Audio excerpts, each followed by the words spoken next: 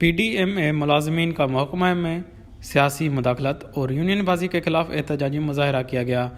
مظاہرین کا کہنا تھا کہ ایپکا پی ڈی ایم اے میں سیاسی مداخلت کر رہی ہے۔ ایپکا کو پی ڈی ایم اے میں سیاسی مداخلت بند کرنا چاہیے۔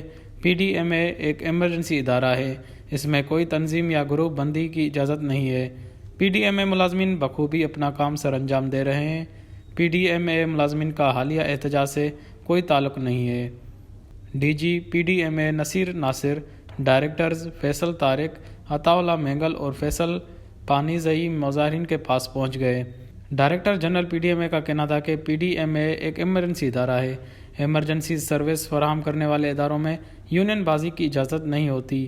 حالیہ برف باری کے دوران پی ڈی ایم اے کے افسران اور ملازمین نے بھرپور کردار ادا کیا۔